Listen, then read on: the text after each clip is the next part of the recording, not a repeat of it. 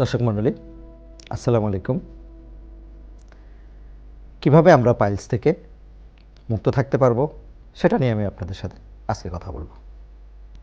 আমি doctor Mohammad Misbahul Bahar, colorectal and pelvic floor surgeon, সহকারী অধ্যাপক, কলোরেক্টাল সার্জারি বিভাগ, Shaheed Suhrawardy medical college, colorectal and pelvic floor surgeon, popular diagnostic centre, Dhanmondi, Dhaka.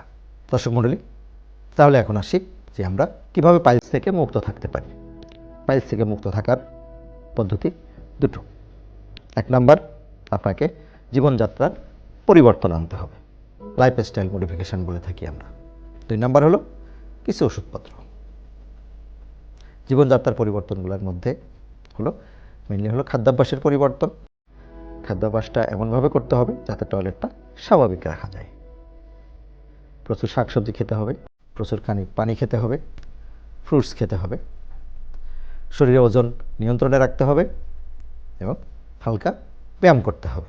এবং যেসব রোগের ক্ষেত্রে পাইলস দেখা দিতে পারে, যেসব রোগের কারণে, সেই রোগগুলোর চিকিৎসা এবং প্রতিরোধের ব্যবস্থা করতে হবে।